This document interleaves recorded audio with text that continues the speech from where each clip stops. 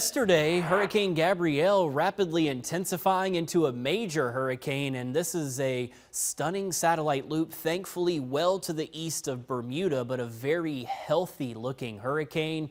Almost a textbook, well-defined eye around its center of circulation, and Gabrielle will continue to churn as a major hurricane through the Atlantic throughout the rest of our Tuesday. The latest advisory from the National Hurricane Center has Gabrielle as a Category 4 major hurricane with sustained winds of 140 miles per hour. Again, thankfully well away from Bermuda.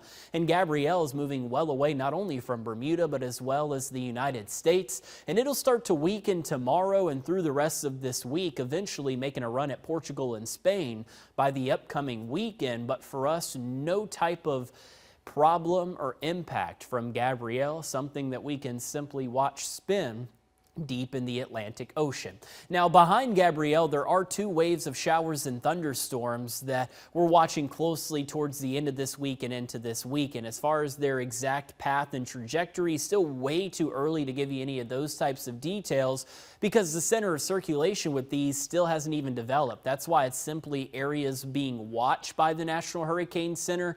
This one you see shaded in red has a high chance of development by the end of the week and more likely to be our next tropical depression or tropical storm. This area shaded in orange. We'll still need to watch towards the end of this week. Odds of further development a little bit less than the area that you see shaded in red. Either way, the next name on our list is Umberto. So that's what we'll watch for later in the week as these waves try to develop a little bit further. Closer to home for us, looking out from our transmitter camera, getting close to sunrise this morning.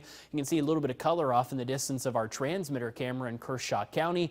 We'll have a little bit of patchy fog out there, I think closer to 7 and 8 o'clock this morning, but in the meantime, otherwise clear to mostly clear skies, low and mid 60s in place, beautiful weather on tap for us today. Just hot, and it is going to be a little humid out there as well. A lot of our highs across the Palmetto State making a run at the 90-degree mark this afternoon. Even some upper 80s in the upstate. Our friends in the low country, a little bit of a sea breeze like setup with a couple of afternoon storms in the forecast. Those will not make it into the Midlands. Today is dry for us.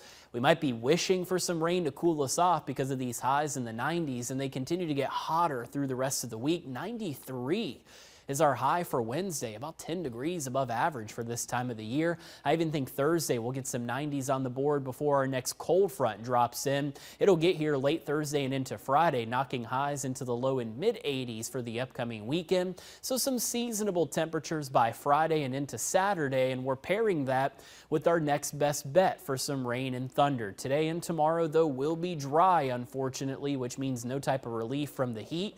A lot of Thursday is dry as well. It's not until late in the day, closer to the evening hours, where we'll start to get some of these areas of showers and storms to arrive. From there, Thursday and into Friday, our cold front will pass through and bring with it our next round of rain. You might even hear a few rumbles of thunder out there at the end of this week. And so in the meantime, before that gets here, that's where we have the 90s. From there, cold front drops in. That's where we'll have our chances for some rain as well as some thunder. And then as we head into this weekend, a little bit cooler and seasonable with highs in the low and mid 80s.